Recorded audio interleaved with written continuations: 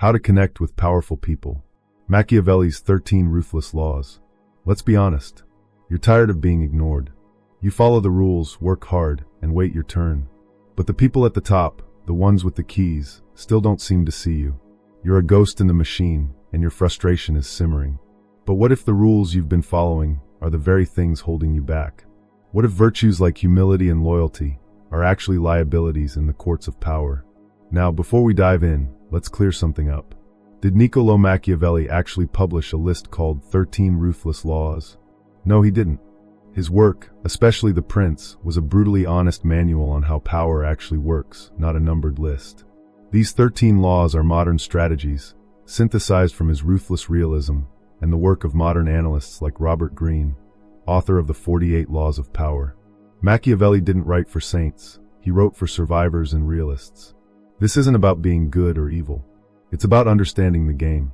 These are psychological tools for navigating the world as it is, not as we wish it would be.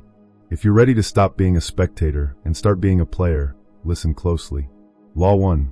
Never outshine the master. In the shadow of the throne, even the brightest light must learn to dim itself. This is the first and most critical law. All masters want to feel brilliant. They are insecure, often more so than their underlings.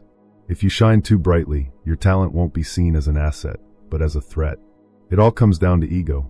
Power is a delicate ecosystem, and the person in charge needs to feel psychologically secure. When you, the subordinate, show them up, you cast a shadow on their competence. You make them question their own value. And a threatened master will, without hesitation, remove the source of their anxiety. They'll sideline you, fire you, or steal your work before tossing you aside. The practical advice here is subtle. This isn't about being mediocre. It's about strategic generosity. Got a great idea? Frame it so your boss can take credit. Instead of saying, "Here's my new strategy," try, "Building on your comments from last week, I think this idea reinforces your overall vision." You let them shine publicly. Privately, you're the architect. Make the master look good, and you'll rise with them. Just look at Nicolas Fouquet, the finance minister to France's King Louis XIV. Fouquet threw a party for the king that was so spectacular, so breathtaking, it completely outshone any event the king himself had ever hosted. He meant it as a tribute, but Louis XIV saw it as an insult. The very next day, Fouquet was arrested on fake charges and spent the rest of his life in prison. His crime wasn't treason, it was shining too brightly. Law 2. Conceal your intentions. Words can be veils. Lift them too soon, and your target bolts. In the game of power, people are always trying to figure out your angle. If you're an open book, you're a predictable and easily countered opponent. People are uncomfortable with ambiguity. They need to know your endgame. By keeping your intentions cloudy, you deny them that comfort. You create an aura of mystery that makes you seem more powerful than you are. They can't prepare for a move they can't see. So become a cipher. When you meet with someone powerful, don't lead with your big ask. Talk about anything but your true purpose. Use vague, intriguing language. Instead of, "I want a job," say, "I'm exploring new synergies in the industry, and I'm impressed with your company's approach." The first makes you a beggar. The second makes you a potential peer. Let them try to figure you out. In doing so, they'll invest their own mental energy in you, and your perceived value will skyrocket. Think of the eager job applicant who lays all their cards on the table, talking about their 5-year plan, and how this job is just a stepping stone. The executive just sees someone who will leave the second a better offer comes along. A smarter candidate would focus only on how they can serve the executive's vision, making themselves seem indispensable in the now, while keeping their future plans under wraps. Law 3. Appeal to self-interest, never mercy. Mercy is a beggar's plea. Self-interest is a king's command. When you need help from someone powerful, you have two options: appeal to their compassion or appeal to their advantage. The path of mercy is a swamp. The path of self-interest is a paved road to results. Powerful people are bombarded with requests. Pity is draining and signals weakness. A person who offers value, however, is a potential partner. Self-interest is the universal language of power.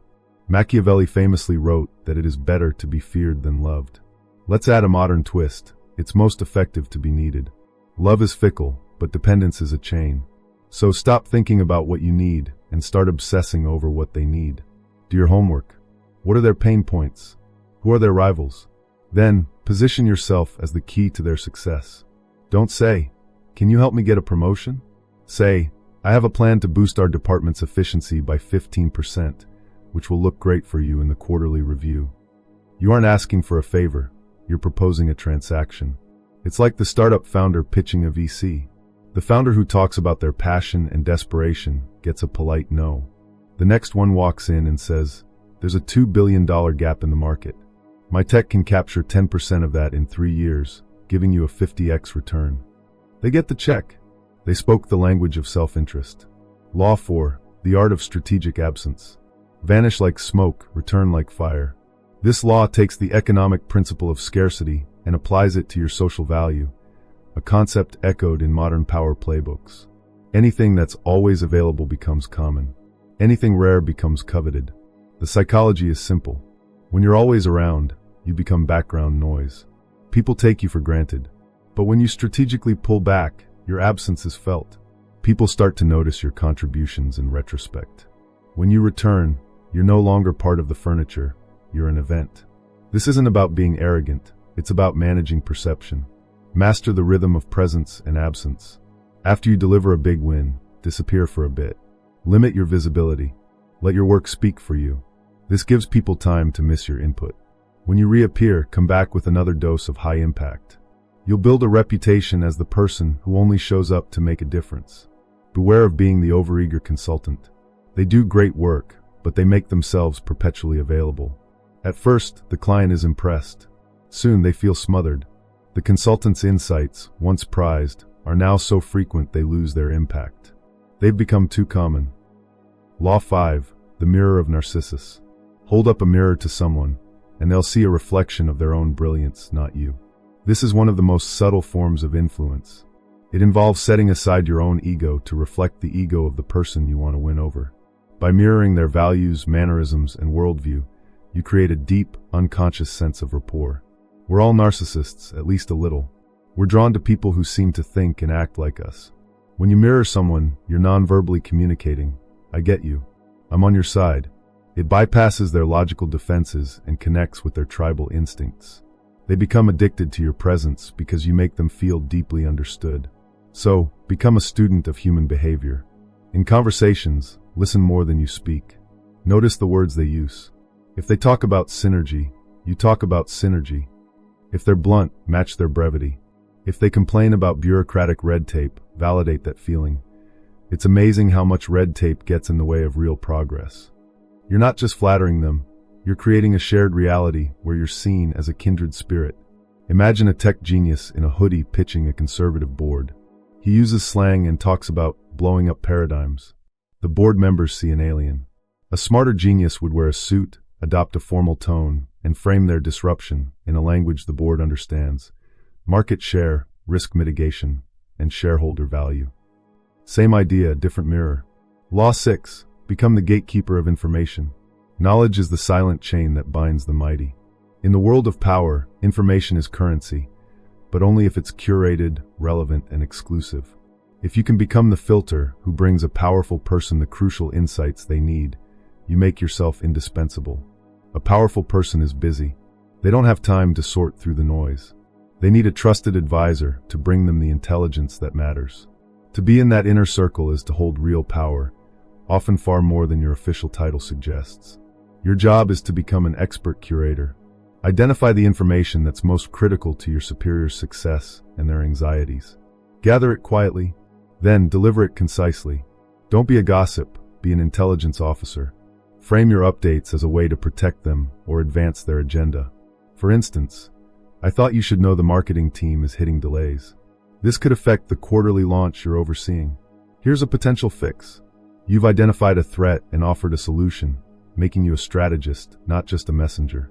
The mistake is to hoard information, thinking it makes you powerful. It doesn't.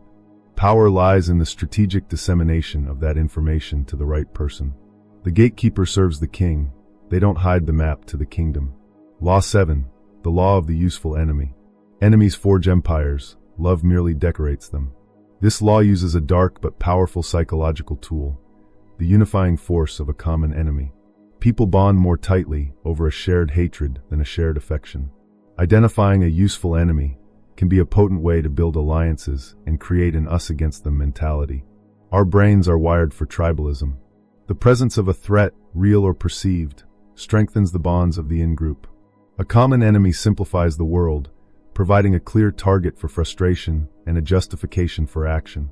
When you and a powerful person share a disdain for the same rival company, incompetent department, or abstract concept like corporate inertia, you're instantly on the same team. Observe the political landscape of your environment. What are the frustrations of the powerful person you want to connect with? Once you've identified their useful enemy, align yourself subtly. Make a comment in a meeting that cleverly critiques the enemy in a way that supports your superior. Present a solution that not only achieves a business goal, but also implicitly undermines their rival. The naive employee who tries to be friends with everyone in a divided company is trusted by no one. They have no tribe. A more strategic operator chooses a side. By aligning with one leader and helping them fight a common obstacle, they become a trusted lieutenant, gaining the protection and favor of a powerful leader. In the world of power, neutrality is often a losing game. Law 8, play to their fantasy. Paint their myth, and they'll cast you as the hero's ally. Every powerful person has a fantasy about themselves, the visionary, the maverick, the misunderstood genius. This self-perception is the fuel that drives them. To gain influence, you have to identify this fantasy and play a role within it that enhances their story. We all live by stories, especially stories about ourselves. People who challenge a leader's heroic narrative are rejected. People who reinforce it are welcomed as trusted advisors and loyal soldiers. By helping them paint their myth, you become a part of it. So, become a student of your target's ego. How do they describe their own successes? Do they see themselves as a dragon slayer, taking on corporate bureaucracy? If so, you can say, the way you're tackling this is something most people would be too afraid to do. This statement validates their fantasy, making you seem like one of the few who truly gets them. This is why the literal-minded engineer often fails with the visionary CEO. The CEO talks about reaching for the stars, and the engineer points out all the budgetary constraints. The engineer thinks they're being responsible, but the CEO sees a cynic trying to tear down their dream. A smarter engineer would say, that's an inspiring vision. To get us to the stars, our first step is building a stronger launch pad. Let me show you how. One approach gets you fired, the other gets you promoted. Law 9, mastery of emotional alchemy. Pain isn't a verdict, it's fuel. You have to learn to alchemize it. In the high-stakes world of power, you will face attacks, setbacks, and betrayals. The natural reaction is to get defensive or angry. This is a fatal mistake. Emotional reactions signal a loss of control. A master of power treats every event, especially negative ones, as a piece of data, not a personal insult. Powerful people are always testing those around them. They want to see who is stable and who is volatile. An emotional outburst tells them you're weak and easily manipulated. A person who can absorb pressure and remain calm in a crisis is seen as strong, reliable, and worthy of trust. Train yourself to insert a pause between a stimulus and your response. When you're criticized in a meeting, don't immediately fire back. Breathe. Consider the source and the motive. Is it a valid point? Is it a political attack? A calm, thoughtful response like, that's an interesting perspective, I'll need to consider that, is infinitely more powerful than a defensive rant. You turn their poison into your fuel. The hot-tempered manager who is brilliant at their job, but flies off the handle when criticized has already lost. In that moment, their boss no longer sees a competent leader. They see an unstable subordinate who can't handle pressure.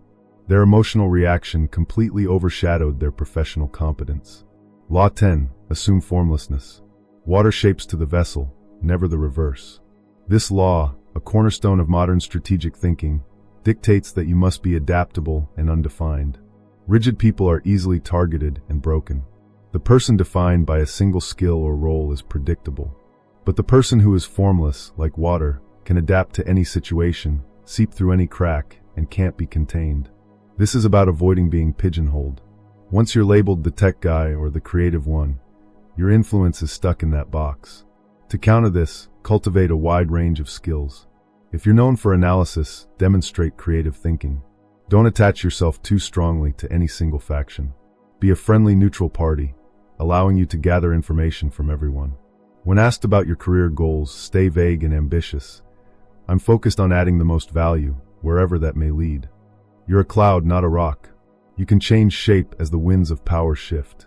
The expert who becomes a victim of their own expertise is a classic cautionary tale. Think of the CFO, known only for ruthless cost-cutting. In a downturn, they're a hero. But when the company pivots to growth, they can't adapt. They see every new idea through the lens of cost. They are a hammer, and every problem looks like a nail. They are eventually replaced by a more formless executive with a whole toolbox. Law 11. Create dependence. Dependence is the invisible throne. This is where many of the other laws lead. It's not enough to be liked. You must become necessary. The goal is to weave yourself so deeply into an operation that the idea of removing you would be more painful for your boss than keeping you. This isn't about being a servant. It's about becoming the sole provider of a critical resource. This could be a unique skill, an exclusive network, or the ability to manage a difficult but essential part of their world. This dependence is your shield. You're protected not by affection, but by their own self-interest. To do this, find a gap in your superior's armor. What do they need that they can't easily get elsewhere? Master it. Maybe your boss is a visionary who's terrible with details. You become the flawless operator who turns their chaotic ideas into concrete results. Don't teach others your secrets. Let your skill remain a bit of a mystery. The more mysterious your methods, the more they will come to depend on you. The generalist who is good at many things but master of none is useful, but never critical. When layoffs come, they're an easy cut. Contrast that with the quiet analyst who built the company's complex sales tracking system that no one else understands. That analyst is untouchable. They've achieved power not through personality, but through calculated, strategic dependence. Law 12. Control the options. Offer paths, all leading to your summit. This is the subtle art of framing. Real power isn't forcing someone's hand. It's making them believe they are choosing to do what you wanted all along. By controlling the options, you guide a decision maker to your desired outcome while giving them the illusion of choice. Powerful people want to feel they are in command. If you bring them a single proposal, their instinct is to challenge it. But if you present them with 2 or 3 curated options, you shift their thinking from yes or no to which one is best. You've already won. Never go to your superior with a problem without also bringing solutions. But bring them strategically. Let's say option A is your favorite. Option B is an acceptable, but less attractive alternative. Option C is a decoy that's clearly inferior. You present all 3 objectively. Most of the time, they'll discard the bad option and debate the merits of A and B. By framing B as reasonable but flawed, you make your preferred option A look even better. You've controlled the debate and guided them to your destination without them ever realizing it. Law 13. Radical autonomy. The person who is willing to walk away owns the room. This is the final and most powerful law. The ultimate source of leverage in any relationship is the ability to leave. When you don't need the approval, validation, or access of a powerful person, you fundamentally change the dynamic. The psychology here is called the principle of least interest. The person who is less invested has more power. Neediness is repulsive. Desperation is the scent of prey. When you signal that you'd be perfectly fine without their help, it makes you an enigma. They aren't used to people who don't want something from them. It also makes you a prize. Your indifference signals you have your own sources of value, and this makes them want to win you over. This requires a mindset shift. You must build a career and a sense of self-worth that isn't dependent on any single person. Have multiple projects. Cultivate a diverse network. Develop valuable skills. Your ability to gracefully say no is one of the most potent weapons in your arsenal. It shocks people and forces them to reevaluate your status. The courtier whose entire identity is tied to serving a single king has nothing when that king is gone. The Machiavellian player, however, is always cultivating their own garden. They serve the king because it is currently their best option, but they always retain the power to make a different choice. And because the king senses this, he works harder to keep them. The more capable you are of leaving, the more you'll be asked to stay. Call to action. You now have a glimpse of the hidden rules of the game. You see why hard work alone isn't enough, and why raw sincerity can be a fatal weakness. Power is not built on fairness. It is built on perception, leverage, and control. This isn't a moral compass. It's a map of the terrain as it truly is, a landscape of self-interest and strategy. How you navigate it is up to you. So test one law this week. Apply it, not with malice, but with the curiosity of a scientist. Observe the results. If you are ready to continue your study of power and psychology, subscribe to this channel for more content that decodes the hidden rules of our world. And in the comments below, tell us, which law shocked you the most? Which one will you try first? Conclusion. To dismiss these ideas as merely a guide for tyrants is to miss the profound truth that Machiavelli first dared to write down. Power has a grammar, and those who don't learn it are destined to be silenced by it. These laws aren't about changing who you are. They're about arming you with an understanding of human nature. They're about learning to see the hidden currents of influence that shape every single interaction in your life. The world doesn't reward innocence, it rewards mastery. You have a choice. You can keep playing by the rules of hope and fairness and remain a piece on the board, moved by invisible hands. Or you can accept the reality of the game, learn its ruthless logic, and finally become a player. This knowledge is a tool. Use it to defend yourself. Use it to advance your goals. The path of the strategist isn't one of evil. It is one of radical realism and profound effectiveness. The choice is now yours.